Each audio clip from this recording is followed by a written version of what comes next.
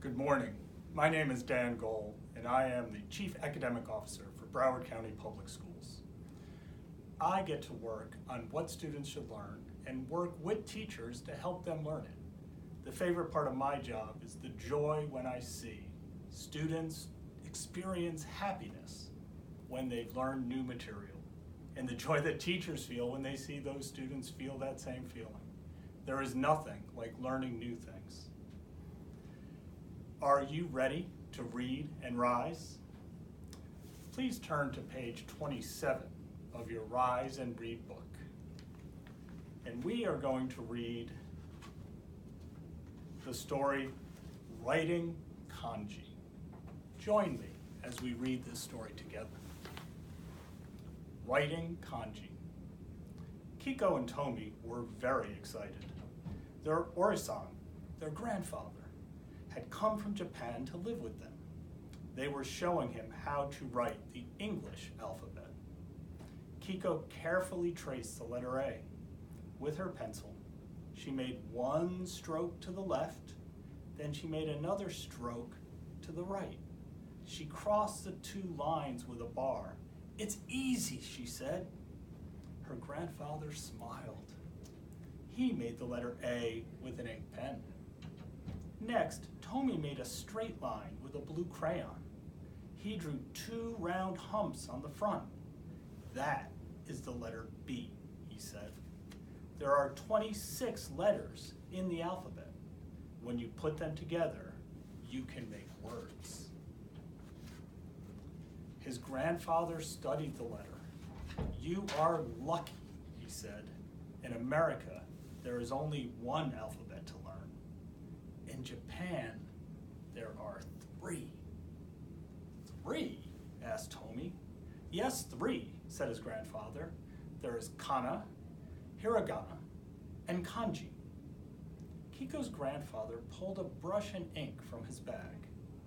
Kanji uses pictures to make numbers and words. It is thousands of years old. He made a single brushstroke from left to right. "What do you think that means?" Kiko and Tomi shook their heads. "It's simple. Look at it again."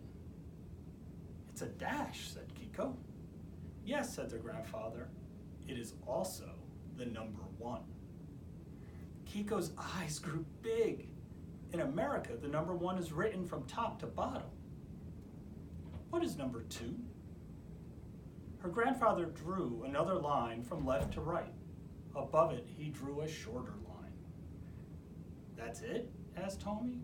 "That's it," said his grandfather. "Can you guess the number 3? Tomi took his grandfather's brush. He carefully drew 3 lines, one on top of the other. "Correct," said his grandfather. "This is easy," said Tomi. "Not so fast," said his grandfather. "Those were the easy ones. How would you make a number 10? Kiko drew 10 straight lines. Her grandfather laughed.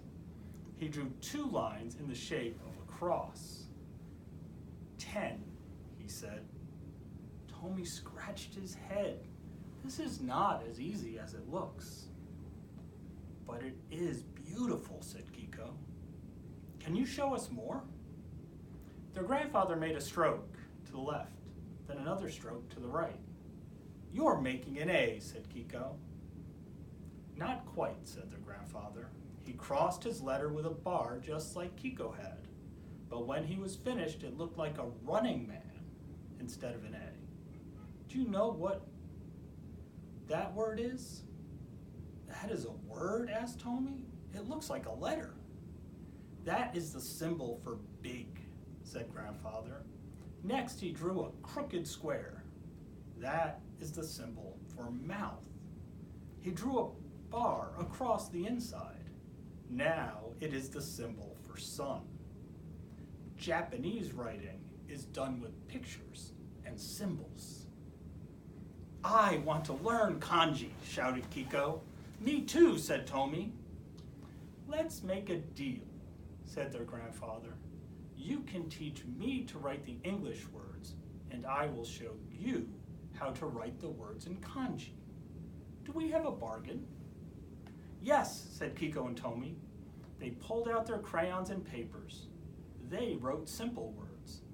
Their grandfather drew the symbols in kanji. Their grandfather was right.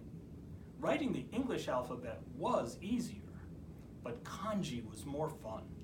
Kiko and Tomi were only in first grade, but they were learning to write words in English and Japanese.